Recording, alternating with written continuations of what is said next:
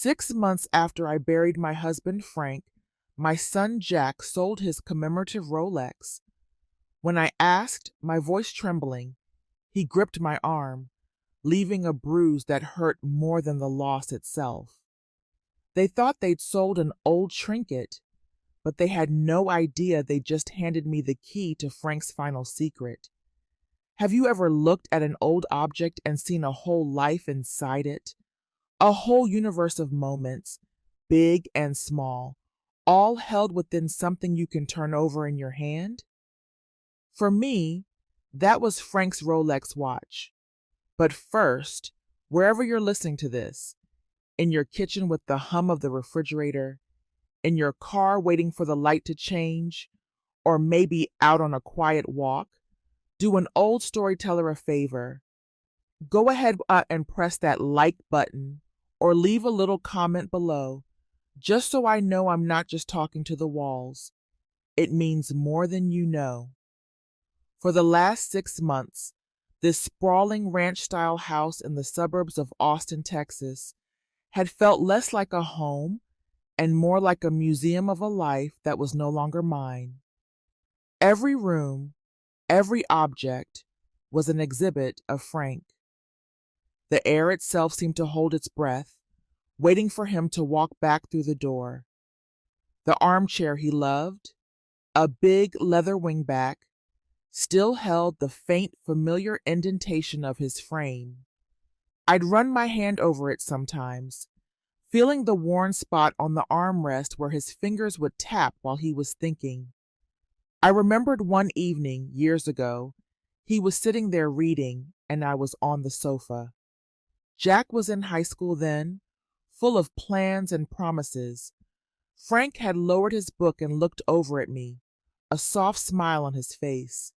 "You know, Charlie," he'd said, "sometimes I sit here and I think about all the things we've built. This house, our family, it's all that matters." His gaze had shifted to the hallway, as if he could see our son's future laid out before him. He's going to do great things, that boy. Now, the memory was a sharp, bitter pang.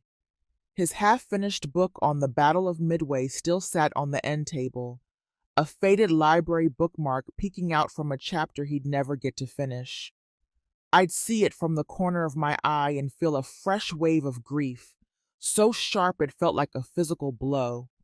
My days became rituals of emptiness. I'd wake up and brew a full pot of coffee, the rich, dark aroma filling the kitchen just as it always had.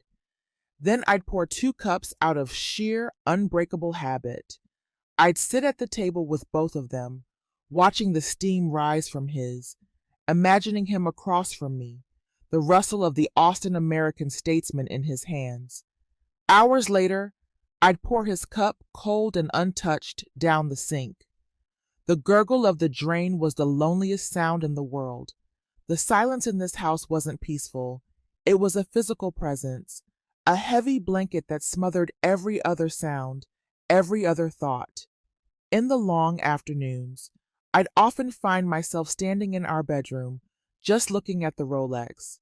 It rested in a velvet-lined box on his dresser, a box I'd given it to him in for our 25th anniversary.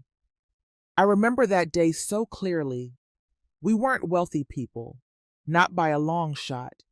Saving for that watch had been a secret conspiracy of mine for over a year, squirreling away a little here and there. We went to a steakhouse downtown, the kind with dark wood and white tablecloths we only visited on special occasions. I wore a blue dress I knew he loved. I was so nervous my hands were shaking when I slid the box across the table. When he opened it, his eyes, the color of a Texas sky, went wide. He was a simple man, not one for flash, and he looked at me, then at the watch, and just whispered, "Charlie, this is too much." I remember smiling, the nervousness melting away, and saying, "Frank Porter, after 25 years of putting up with me, nothing is too much." He wore it every single day after that. The crystal face was now faintly scratched from years of tinkering with his truck engine and fixing leaky faucets. The metal of the band was worn smooth in the places where it rested against his skin. But inside, its heart beat with a steady, determined rhythm, just like Frank's had. It wasn't a piece of jewelry. It was 43 years. It was the frantic, terrifying drive to the hospital when Jack was born. It was the down payment on this very house, earned through years of his tireless work. It was the quiet pride in his eyes at my retirement party from the bank. It was us.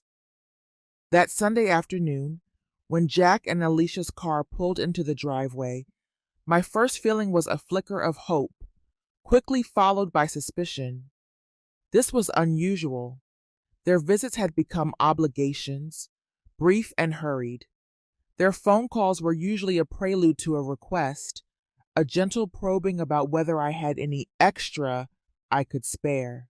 Alicia emerged from the passenger side, all sharp angles and expensive sunglasses. As she walked toward the house, her eyes swept across the facade, the manicured lawn, the big oak tree Frank had planted as a sapling. It wasn't the look of a daughter-in-law visiting her widowed mother. It was the look of an appraiser. Jack was restless, his thumb swiping nervously at the screen of his phone as he followed her to the door. I opened it before they could ring, forcing a warmth into my voice that I didn't feel. What a nice surprise. Hey, Mom, Jack said, giving me a quick, one-armed hug that felt more like a pat-down.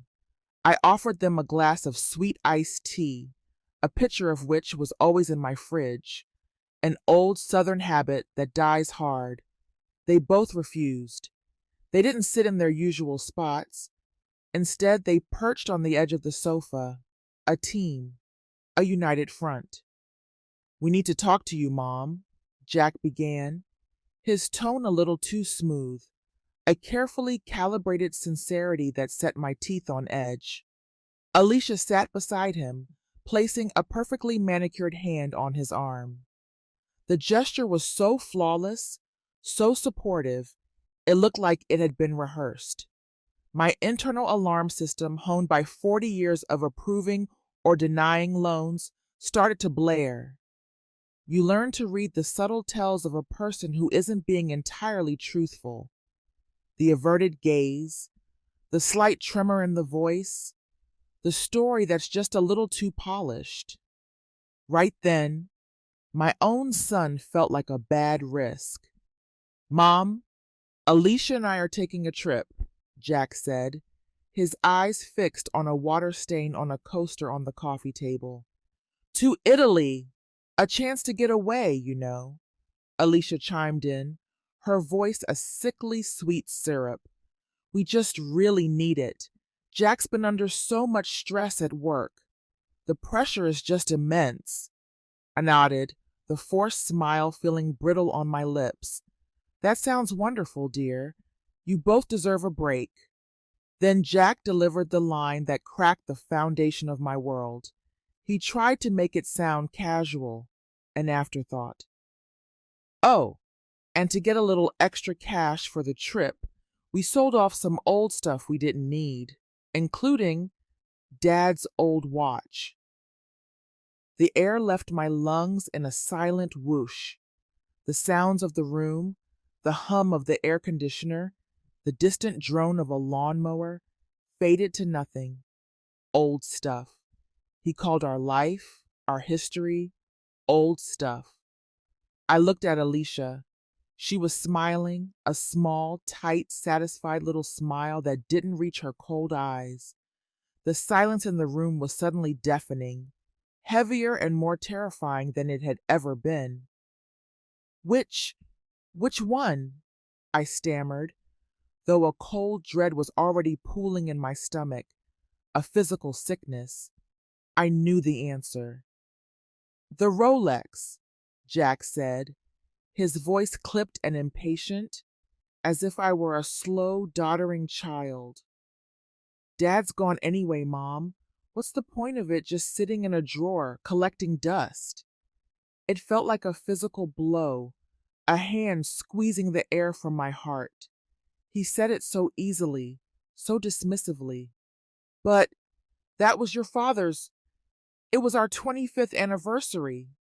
My voice was a trembling whisper, the tears I'd held back for months finally threatening to spill over. I got to my feet, a wave of dizziness washing over me, the room tilting slightly. Jack, you can't have. You had no right.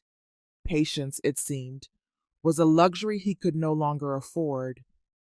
He shot up from the sofa, his face flushing a dark red. He strode across the room and grabbed my upper arm. His grip was shockingly tight, the grip of a man who has lost control. Mom, stop it! It's done!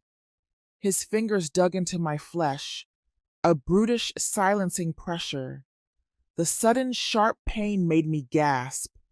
In that split second, my mind flashed to an image of him as a little boy, his small hand gripping my arm with trust as I led him across a busy street. The contrast was so violent, so grotesque, it stole my breath. This was not the hand of my child. This was the hand of a stranger. But it was nothing, nothing at all, compared to the agony blossoming in my chest. Alicia just stood there, arms crossed, her expression as cool and indifferent as a stranger watching a traffic accident. He gave me a slight push, a contemptuous shove that sent me stumbling back a step. Then he turned on his heel. He and Alicia walked straight out the door, the sound of it slamming shut echoing through the empty house like a gunshot. I stood there, alone in the living room, silent tears finally tracing hot paths down my cheeks. Slowly, I sank into Frank's armchair, the emptiness of the house pressing in on me, suffocating me. I mechanically pushed up the sleeve of my cardigan. 5 distinct fingerprints, the mark of my only son, were already beginning to bloom into a dark, ugly bruise on my pale skin. The initial sharp pain was already fading into a dull, throbbing ache that I knew would last for days, a constant physical reminder of the wound beneath. It wasn't just a mark, it was a verdict. It was physical proof of a betrayal so profound it had a color and a shape. It told me this fight wasn't just about a memory anymore. It was about my own safety, my own survival. I didn't sleep that night. Sleep was a country I couldn't find the border to. I just sat in the dark of the living room, the throbbing in my arm a grim companion, looking out at the moonlit garden Frank had so lovingly tended.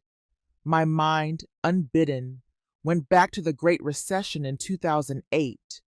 I remembered the dread of those days, the constant anxiety in the air. Frank had lost nearly half of his retirement savings, a lifetime of careful, meticulous planning wiped out in a matter of months by the greed of faceless men in faraway buildings. But he never complained, not once. He just quietly took on extra consulting work, his shoulders a little heavier, his face a little more tired. He told me one night, his hand covering mine across the kitchen table, "Charlie, we'll get through it. As long as we have each other, we can get through anything." Frank was a quiet fighter. He met hardship not with noise, but with strategy and resolve. And that night, staring at the ugly bruise on my arm, the phantom pressure of my son's fingers still there, I knew I had to be one too. I would not let his memory be sold for the price of a plane ticket to Italy. I would not let them treat me like an expired item on a shelf, to be discarded for pocket money. In the morning, I would go to the pawn shop. I had to get that watch back. It was what Frank would have wanted me to do. It was what he would have done himself. Our book club, the Tuesday Morning Literary Society, had met every week at the community library for 15 years. It was my sanctuary, a place of comfort and easy friendship with women who had known me for decades, who had brought me casseroles when Frank passed. But that week, something was off. The moment I walked in, carrying my tote bag with my well-thumbed copy of the novel, the lively chatter died down. It wasn't a sudden stop, but more of a fade, like a radio being slowly turned down.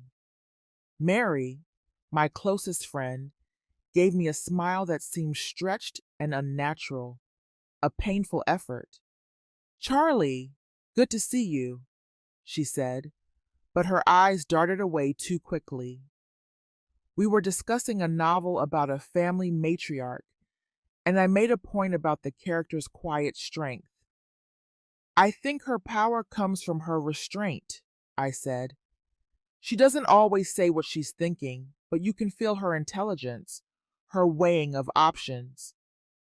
In the past, this would have sparked a lively debate. Today, it was met with a beat of silence. Then Carol chimed in, "Well, of course, at that age, one has to be careful not to seem overwrought." Her gaze flickered toward me, full of a pity that felt like an insult. I felt like a fragile piece of china that everyone was afraid of breaking. When I told a funny story about Frank and his hopeless attempts at baking a sourdough loaf, a story that usually had them all in stitches, there were only a few weak smiles. An awkward, heavy silence hung in the air. On my way home, feeling a profound sense of isolation, Mrs. Henderson from next door called out to me over the neatly trimmed hedge that separated our properties. "Charlie, is everything all right?" she asked, her voice laced with a meaning I couldn't quite decipher. She was clutching a pair of gardening shears, but she wasn't looking at her roses. She was looking at me. "I'm fine, Martha, just a little tired." "It's just," she continued, lowering her voice, "Alicia called me yesterday. She's so worried about you. Said you've been, well, forgetful lately. A bit testy." A chill that had nothing to do with the morning air crept down my spine. So that was it. The campaign had begun. Alicia, with her honey-laced voice, was methodically poisoning the wells of my oldest friendships. She wasn't just stealing my husband's memory. She was trying to steal my reputation, my very sanity in the eyes of everyone I held dear. I managed a tight smile and thanked Mrs. Henderson for her concern, keeping my voice even and calm. But inside, I could feel an invisible wall rising up around me, brick by insidious brick. That evening, the phone rang, its shrill sound making me jump. It was Alicia, her voice dripping with a cloying sweetness that made my teeth ache. "Mom, just calling to see if you need anything. Jack is so worried. He said you seemed a little confused the other day." I gripped the receiver, my knuckles white. Confused. That was their word, their weapon. "I'm fine, Alicia," I said, my voice as flat as the Texas plains. "Oh, okay. Well, by the way, have you seen this month's electric bill? I couldn't find it in the mailbox. I was going to pay it for you online, to help out." I knew with absolute certainty that I had left it on the kitchen counter, right next to the salt and pepper shakers. I'd seen it that very morning. "It's on the counter, Alicia." "Oh, I must have missed it then. Silly me." But when I hung up the phone and walked into the kitchen, it was gone. Alicia was turning my own home, my sanctuary, into a stage for her cruel little play, and I was the unwilling star. I searched the whole kitchen, my heart starting to beat a frantic rhythm against my ribs. I pulled open drawers, sifted through stacks of mail on the side table, my frustration mounting into a quiet panic. A terrible thought, ugly and insidious, wormed its way into my mind. What if, what if I did misplace it? What if Martha is right? What if Jack and Alicia are right? Alicia had planted a poisonous seed of doubt, and now, in the fertile ground of my grief and stress, it was beginning to sprout. I sank down at the kitchen table, staring at my own wavering reflection in the dark glass of the window. My face looked older, more tired than I'd ever seen it. Was I really changing? Was the profound grief of losing Frank finally clouding my mind? The loneliness I felt in that moment was absolute. They weren't just attacking me from the outside anymore. They were trying to make me crumble from within, to make me an accomplice in my own destruction. In the midst of that suffocating doubt, a memory of Frank surfaced, clear and strong. He was a man of logic and order. He had an unshakable faith in facts and figures. "Emotions can lie to us, Charlie," he used to say, his hand over mine. "They can make us see shadows where there are none, but the data doesn't lie." Frank was a meticulous man. He wrote everything down. Suddenly, I knew what I had to do. I needed proof, something tangible to hold on to fight back against the fog Alicia was creating. If I couldn't trust my own memory right now, then I would have to trust what Frank had left behind. The quest to retrieve his watch was no longer just about sentiment. It had become a search for the truth, for my own sanity. Before going to bed, I walked to my closet. I bypassed my usual soft flannel nightgowns. Instead, my hands went to a navy blue business suit I used to wear during my last years at the bank. It was my power suit. I took it out and hung it on the outside of the closet door. The fabric was crisp, the lines severe and strong. I remembered the feeling of wearing it, of walking into a boardroom and knowing I was the most prepared person in the room. It wasn't just clothing. It was a uniform. It was my armor. Tomorrow, when I walked into that pawn shop, I would not be a confused, grieving old woman. I would be Charlie Porter, the woman who managed multi-million-dollar loan portfolios and could spot a lie from a mile away. The fight had truly begun. The next morning, I put on the navy suit. The structured fabric, the slight weight on my shoulders, felt like a shield.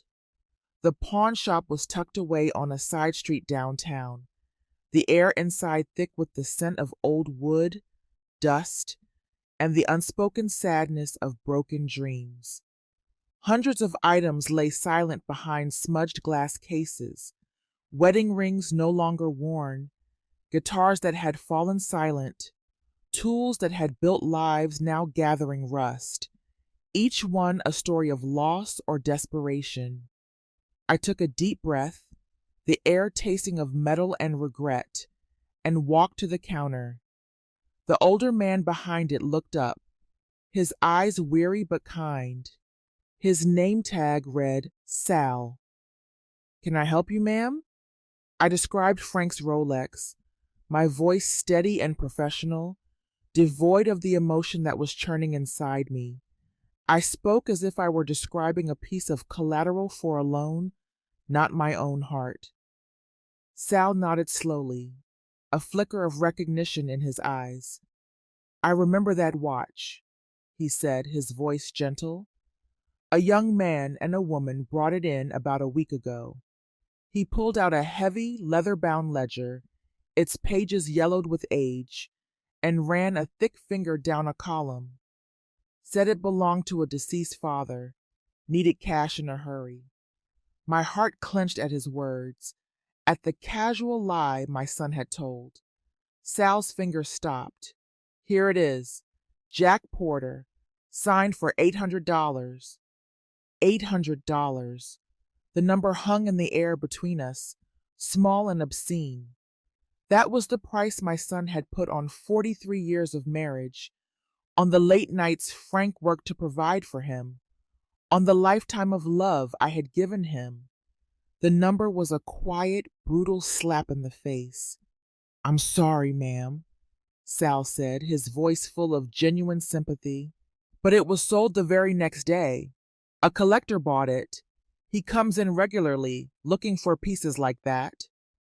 The last bit of hope I'd been clinging to evaporated. The watch was gone. Truly gone. I thanked Sal, the professional crispness gone from my voice. As I turned to leave, the weight of my disappointment pressing down on my shoulders, he called out, "Wait, ma'am." I turned back.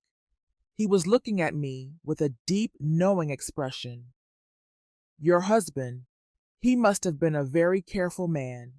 Sal explained that when he was inspecting the watch for authenticity, he'd found a tiny secret compartment on the back of the case, something so well hidden that Jack and Alicia had clearly missed it. Inside, there was nothing of monetary value, just a tiny slip of paper folded into a neat square. He said he figured the sellers didn't know about it, and his conscience wouldn't let him keep it. Something told him it was important. He pushed a small manila envelope across the counter. "I believe this belongs to you." My fingers trembled as I took it. I opened the flap and tipped the contents into my palm. A small, yellowed piece of notepaper. Frank's familiar, steady handwriting filled the small space. There were only a few words and a string of numbers. My Charlie, the rock since 79, 1825, 1520. I stared at the cryptic message. It wasn't a bank account number or a phone number. What was it? Why would Frank hide it inside the one thing he always wore? In the midst of my loss, a new feeling began to stir, pushing back against the despair, a sharp, intense curiosity. Frank had left me something, a final message from beyond the grave. "I don't know what it means," Sal said quietly, "but it seemed important to him, like a final word." I looked up at this stranger, this kind man who had shown me more decency than my own family, and who had given me the only glimmer of light in a very dark day. "Thank you," I said, and this time the words were filled with a profound sincerity. "You've given me more than you know." I left the shop, clutching the small piece of paper in my suit pocket. The watch might be gone, but Frank had left me something else, a puzzle, a secret. And for the first time in 6 long months, I wasn't just living with the past. I had a mission for the future. Holding Frank's note in my hand, I realized that sometimes the most priceless things don't glitter at all. It might be an old journal, a handwritten recipe, or a childhood toy. And that makes me want to ask you, is there an heirloom in your home that you would never sell, no matter the price? Share the story of your treasured object in the comments below. I'd love to read it. That whole evening, I sat in Frank's study, the slip of paper laid out beneath the warm glow of his green glass desk lamp. The room smelled of old books and his faint, lingering scent of cedar. My Charlie, the rock since 79. That part was a balm to my wounded heart. It was his nickname for me ever since we married in 1979. He said I was the steady foundation on which he built his life, the unshakable constant in a chaotic world. But the numbers, 1825, 1520, were a complete mystery. I spent hours trying to decipher them. I tried every combination I could think of. Birthdays, anniversaries, our old address, social security digits. Nothing fit. I even typed them into a search engine as coordinates, but they led to an empty patch of the Pacific Ocean. The numbers just sat there, silent and challenging, a wall between me and my husband's last words. The initial thrill of discovery began to fade, replaced by frustration. The feeling of helplessness started to creep back in. Was I just chasing a ghost? Exhausted, I leaned back in Frank's old leather chair, its familiar creak a comforting sound. I let my head rest against the worn leather, inhaling the scent of him that still clung to it. My eyes drifted over the shelves, landing on a row of file binders. One was labeled Finances 2008. On impulse, oh, tumom. I pulled it down, a small cloud of dust dancing in the lamplight. Inside were old bank statements and stock market reports, all bleeding red ink. The memory of the financial crisis came flooding back. Not as a news story, but as a feeling, a low-grade, constant anxiety that permeated our home for months. I remembered Frank sitting at this very desk, night after night, the glow of the computer screen illuminating the worry etched on his face, a look he tried so hard to hide from me. We'd lost nearly half of our life savings. He never spoke much about it, but I knew that event had left a deep and lasting scar on his soul. It wasn't just the money, it was the betrayal. The system he'd believed in, worked in, and trusted his entire life had failed him. I realized then that after 2008, Frank had changed. He was still generous, still the man I loved, but he became intensely private about our finances. He started reading books on international investing, on markets outside the United States. I'd asked him about it once, and he just smiled and said, "Charlie, you never put all your eggs in one basket, especially when the fox is circling the henhouse." I thought he was just being clever. Now, looking back, I understood. Frank had lost faith. He had started building a lifeboat somewhere far away, somewhere the troubles of the American economy couldn't reach. That thought made me look at the note again. If this wasn't a normal code, maybe it was a different kind of code. Frank loved word puzzles, the Sunday crossword, acrostic semantics. He always said the answer was hidden in the simplest details, right in plain sight. I looked at the numbers again. 18, 25, 15, 20. And then an idea sparked. It was so simple, so absurdly simple, that it had to be right. It was exactly Frank's style. What if they weren't numbers at all? What if they were letters of the alphabet? My heart began to beat a little faster.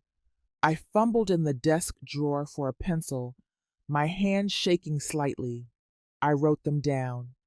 18 is R, 25 is Y, is O, 20 is T, RYOT. Riot. The name was strange, unfamiliar. What did it mean? I turned on Frank's old desktop computer, the fan whirring to life with a familiar groan. I typed riot into the search bar, along with the keywords like OMT, investment, and asset management. And there it was, the third result down. Riot Capital Management, a Cayman Islands investment firm. The Cayman Islands, a tax haven, the perfect place to keep a secret. My heart began to pound against my ribs. I knew I was on the right path. The Riot Capital website was discreet and professional. It asked for an access code and a password. The access code, I guessed, was the number string itself. I carefully typed in 1825152. Now the password. My Charlie, the rock since '79. The answer had to be in there. I tried Charlie. Nothing. I tried the Rock 79. Access denied. Then a slow smile spread across my face. I knew Frank. I knew what his password would be. It wouldn't be about me or about a nickname. It would be about the one thing that mattered most to him, the foundation of it all, the thing he felt he'd almost lost in 2008. I took a breath and typed in 8 letters, OURLUCK. And then I hit enter. The login screen vanished, and a world I never knew existed opened up before me. I stared at the screen, my heart hammering against my ribs. The words "Login successful" appeared, and a new interface replaced the home page. It was clean, sparse, and professional. No pictures, no welcoming slogans, just cold, hard text and numbers. It was designed to conceal, not to invite. A single portfolio was listed, under the account name, The Charlie Project. My eyes blurred for a moment. Even in his most secret dealings, Frank was thinking of me. I moved the cursor to the View Details link, my index finger hovering over the mouse button. I held my breath. I closed my eyes and clicked. When I opened them again, a number was displayed in the top right-hand corner of the screen. It was so long that, at first, my brain couldn't process it. I had to squint, counting the commas one by one. 2,874,305.14. A small, choked sound escaped my lips. I shot out of the chair, sending it rolling back to bump against the bookshelf. It couldn't be. There had to be a mistake. Frank, my simple, frugal Frank, who drove an old Ford pickup and haggled over the price of tomatoes at the farmer's market, could not have a fortune like this. I staggered around the small study, feeling like I was walking through a dream. First came the shock, then a wave of profound respect for the man I thought I knew completely. He had quietly, painstakingly, built a fortress to protect me, a secret kingdom he never once boasted about. Then came another wave of emotion, a deep, aching sadness that he had carried this burden or this triumph alone. Maybe he was afraid I would worry, or maybe, after the shock of 2008, this was the only way he felt he could control our future. The tears came again, but this time they weren't tears of grief. They were tears of overwhelming love and understanding. And in the middle of that emotional storm, a feeling I hadn't experienced in months began to rise. Security. I was no longer a lone widow, worrying about the rising cost of property taxes. Frank had made sure I would never have to be afraid again. But right behind that warmth came a chilling realization. $800. Jack and Alicia had sold the key to nearly $3 million for $800. It all made a horrifying kind of sense now. Their cruelty wasn't just a moment of poor judgment. They might not have known the exact number, but they knew something was there. They were sniffing around this fortune. The dizziness passed, and the mind of a 40-year banking veteran took over. Charlie Porter, the grieving mother, receded, and Charlie Porter, the risk manager, stepped forward. I sat back down, taking a deep, steadying breath. This wasn't just a family dispute anymore. This was an issue of asset management and a hostile takeover attempt. I couldn't afford to be emotional. I needed information. I needed a strategy. If Frank had been this careful in building this fund, he must have anticipated the risks, especially the risk named Jack. I logged out of the Riot Capital website, feeling as if I were closing a door to another dimension. Knowing about the money wasn't enough. I needed to know what Jack and Alicia knew and what they were planning. I turned back to Frank's filing cabinets. Before, I had looked through them for memories. Now, I was looking for ammunition. I started pulling open the drawers, methodically working my way through the files. I didn't know exactly what I was searching for, but I had a feeling my careful, meticulous husband had left behind more than just a single slip of paper. I searched for over an hour, my eyes growing tired and my back starting to ache. I'd been through tax returns, vehicle titles, old employment contracts. Nothing. Just as I was about to give up, my hand brushed against a thick sky blue file folder tucked away at the very bottom of the last drawer. The label, in Frank's neat print, read simply, Insurance. I assumed it was just his old life insurance policy, but I pulled it out anyway. It was heavier than a normal policy. A knot of unease tightened in my stomach. I placed the folder on the desk and opened it. The first page wasn't a legal document. It was the cover sheet of a report stamped private and confidential from a private investigation firm in Dallas.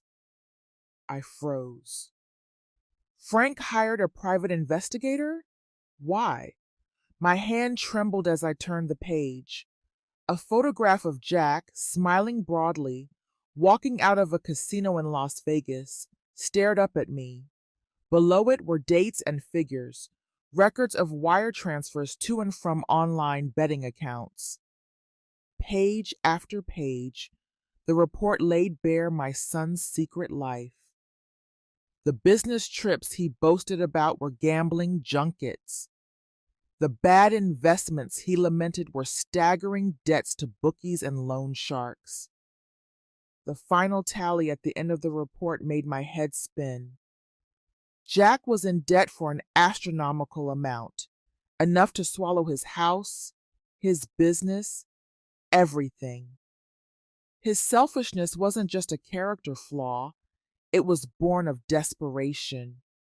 And a cornered animal will do anything to escape. But the most chilling part was yet to come. In the back of the report was an appendix filled with photocopied emails. I recognized Jack's email address. The recipient was an attorney specializing in elder law and estate planning. I scanned the subject lines regarding asset guardianship, procedures for competency hearing, inheritance optimization strategies. My throat went dry. I clicked on one email. In it, Jack was describing his mother, me, as increasingly forgetful, easily influenced, and no longer capable of making sound financial decisions. My world tilted on its axis. This wasn't a sudden, desperate idea. This was a calculated, premeditated plot. Jack had been planning this for a long time, maybe even before Frank died. The bruise on my arm, Alicia's whispers to my neighbors, the disappearing electric bill. It was all part of the script. They were building a case, manufacturing evidence to strip me of my rights, to have me declared a child in the eyes of the law so they could gain control of everything. They didn't just want my money, they wanted to erase me. Tucked into the very last page of the report was a handwritten note. It was Frank's script. My Charlie, it began. I pray you never have to read this, but if you are, know that I saw the storm coming. I couldn't stop it, but I could leave you an umbrella. This is your insurance policy. Use it. Be the rock I always knew you were. All my love, Frank. Tears streamed down my face, splashing onto the letter. But they weren't tears of weakness. They were tears of pure, cold clarity. The grief that had clouded my life for 6 months was burned away, leaving behind only a steely resolve. This was a war, and Frank and I were going to fight it together. The psychological warfare began subtly. I was in the backyard pruning Frank's rose bushes when Alicia dropped by, claiming she'd brought me some scones.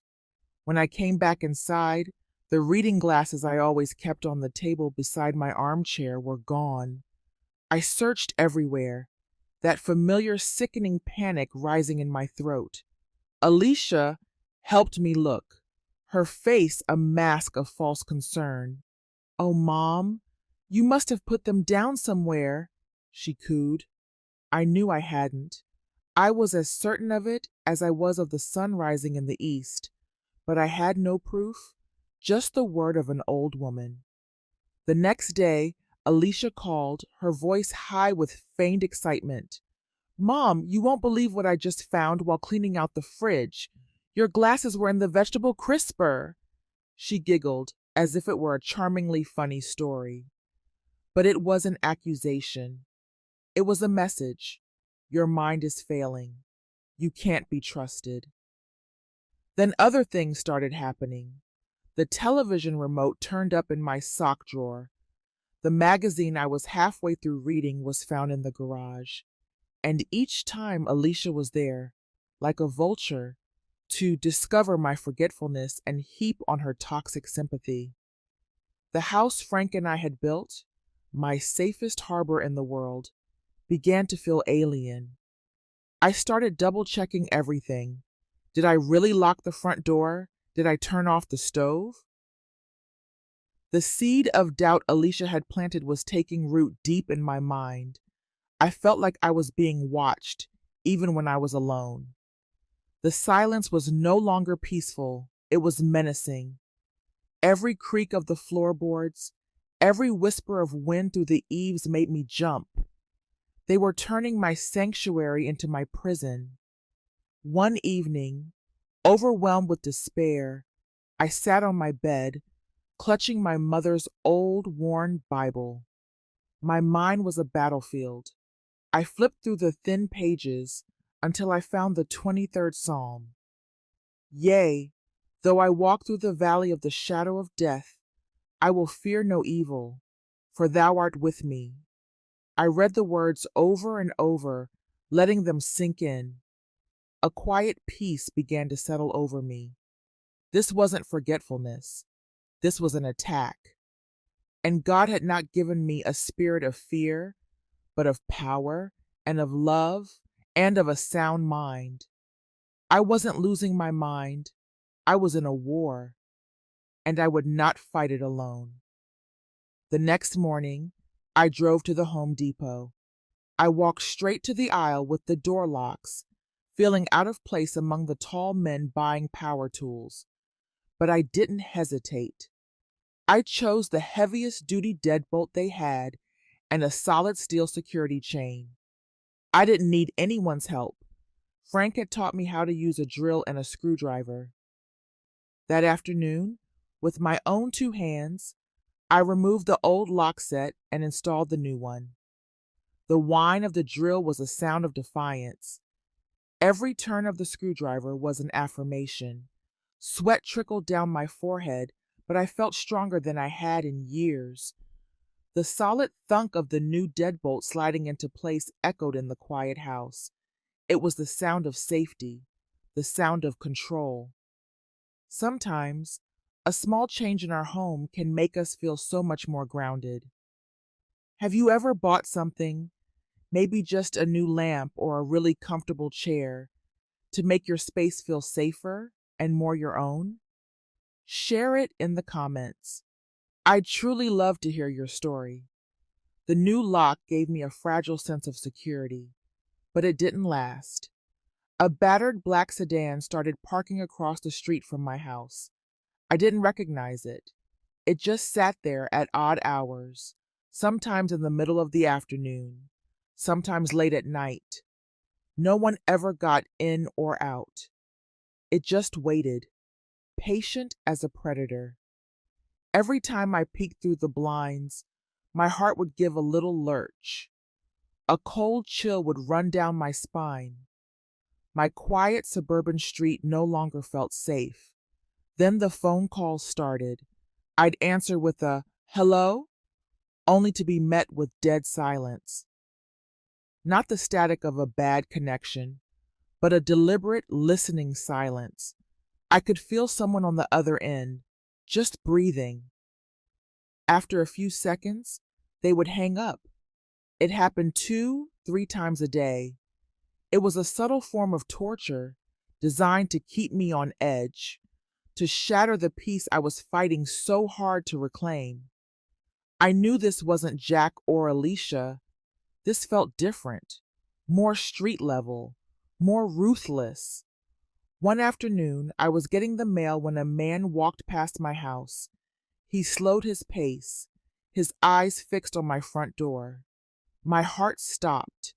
It was the man Sal had described, the collector who'd bought the Rolex. He didn't stop, didn't say a word, but the message was crystal clear. Jack's debts had found their way to my doorstep. They didn't just think I had money. They thought I had something of theirs. The Rolex was no longer a memento. It was a dangerous map. In the midst of this creeping fear, a new threat appeared, one that was far more polite and infinitely more terrifying. The doorbell rang. Through the peephole, I saw 2 men in expensive suits, holding leather briefcases. They didn't look like collectors. They looked like sharks. I opened the door, leaving the security chain into place. "Mrs. Porter?"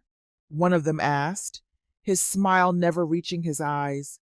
"We're the legal representatives for your son, Jack Porter. May we come in for a moment?" I let them in, my guard up.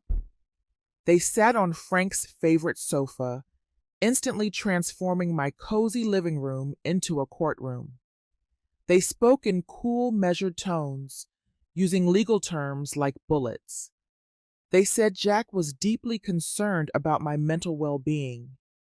They listed the recent incidents, the misplaced glasses, the lost bills, as evidence. Then came the ultimatum. Either I could voluntarily sign papers granting Jack temporary power of attorney over my assets, or they would immediately file a petition with the court for a competency hearing. They placed a thick sheaf of papers on the coffee table. "You just need to sign here," the lawyer said, holding out a gold-plated fountain pen. For a moment, I couldn't breathe. The room seemed to shrink around me. This was it, the checkmate they had been planning all along.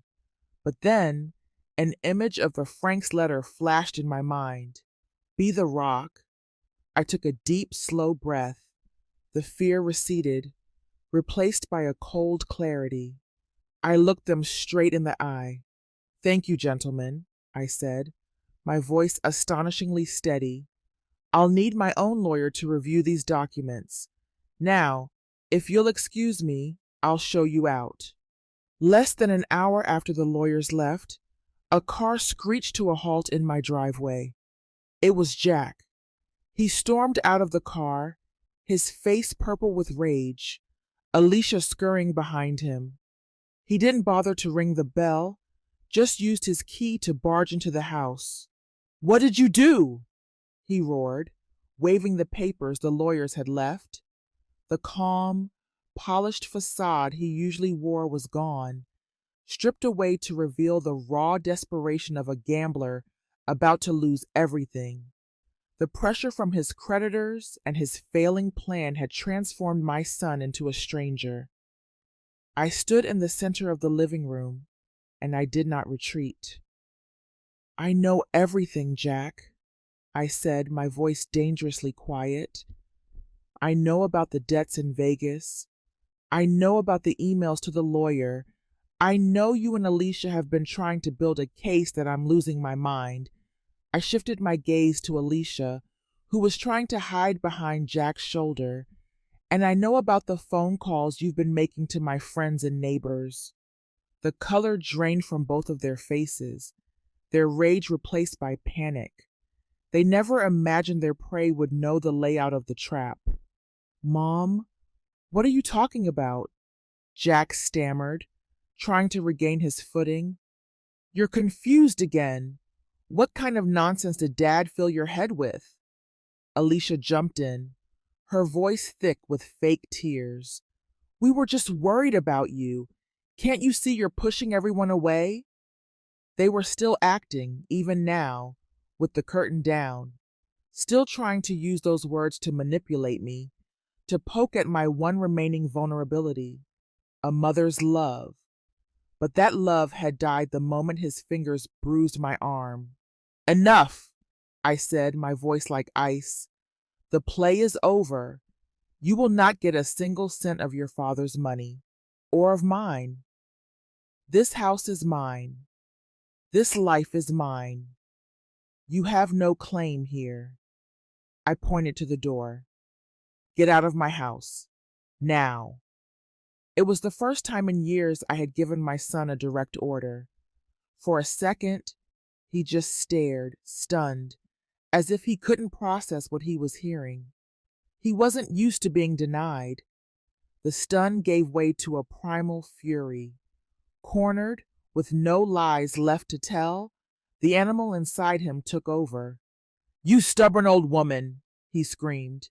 He lunged at me, not to talk, not to plead. He just wanted me to be silent. He shoved me with both hands, hard, against my shoulders. It was a brutal, violent push. I had no chance to brace myself. I felt my body lift off the ground, as limp and helpless as a rag doll. Time seemed to slow down. I saw the familiar pattern of the Persian rug rising up to meet me. I saw the crystals of the chandelier spinning overhead. I heard a thin, reedy scream from Alicia, a scream of fear, not of concern, and then a blinding flash of pain as the back of my head connected with the hard oak edge of the coffee table. There was a sickening hollow crack. My vision blurred. The last thing I saw was Jack's face, pale not with remorse, but with the stark terror of a man who realized he had just gone too far. And then everything went black. The darkness didn't last. When I came to, my head throbbing, I was lying on the sofa and a paramedic was shining a light in my eyes. But the first thing I truly focused on wasn't the worried face of Mrs. Henderson, who had heard the screaming and called 911. It was a tiny red light, blinking steadily from the corner of the bookshelf. A security camera. Frank had installed it years ago after a minor break-in down the street. Just for peace of mind, he'd said. It had recorded everything. Jack's rage, my defiance, the violent final push. It was all there. A few days later, I sat in the polished office of Elizabeth Davis, a sharp, no-nonsense lawyer I'd hired. We were watching the video on her laptop. The room was silent, except for the voices from the past.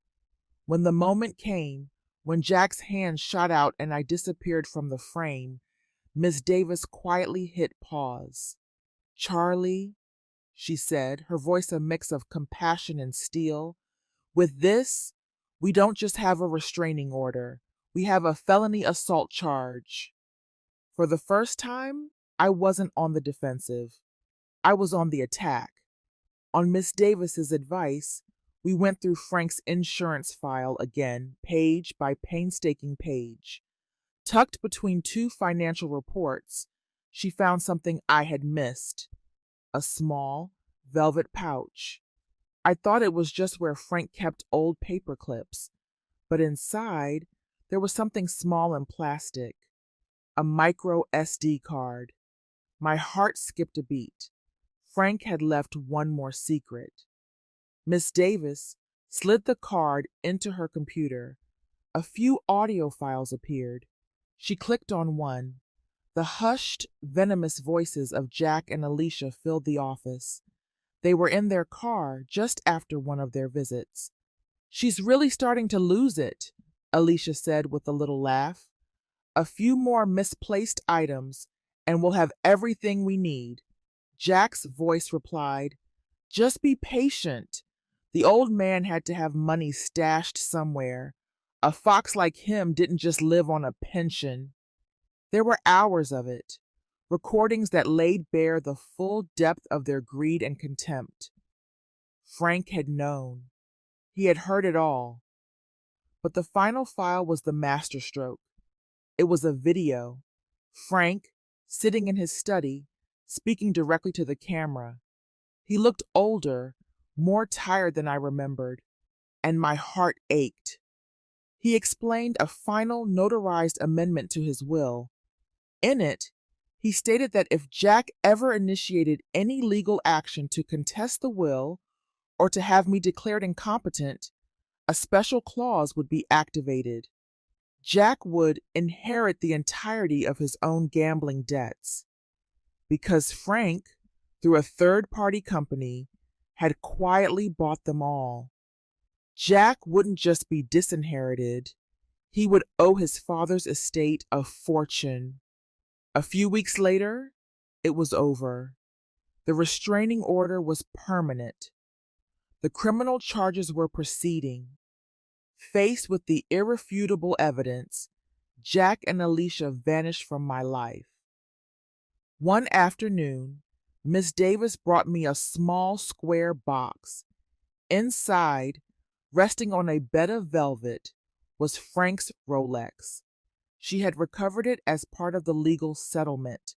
I lifted it out, feeling its familiar, reassuring weight in my hand.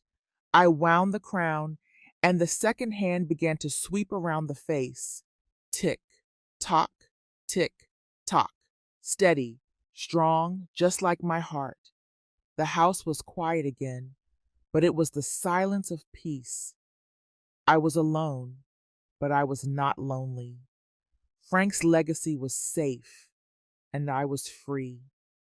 Holding that watch, I finally felt the silence in my house become peaceful again, a peace that gives me the strength to not just tell my own story, but to ask to hear yours.